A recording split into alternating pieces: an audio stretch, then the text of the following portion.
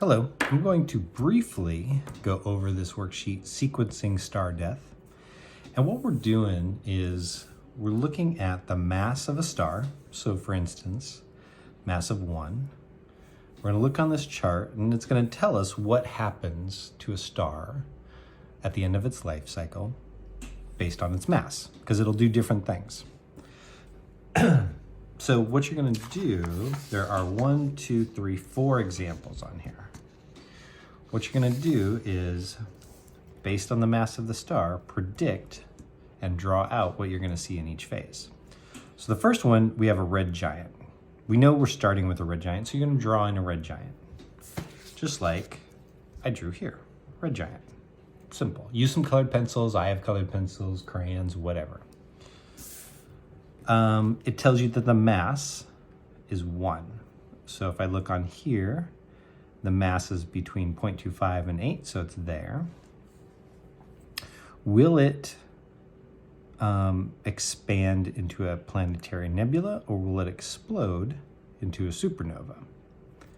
Well, I look here, and it just says white dwarf. It doesn't say anything about a supernova.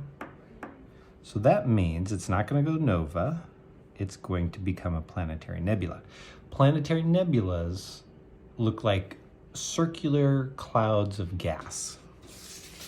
So I did my best drawing of a planetary nebula here. It would actually have a core right in the middle where that core of the star was, and all of these are the layers that are expanding outwards.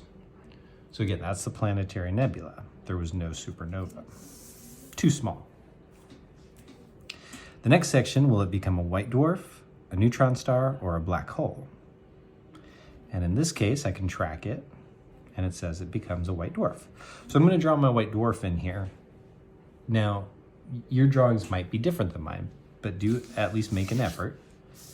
And I kept it small because it's a white dwarf, but I did add these lines out here because it does still shine, like it is still bright, although it's much smaller in size and volume than the original star was.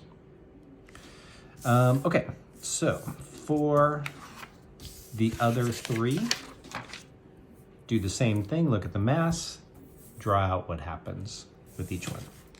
All right, thank you very much.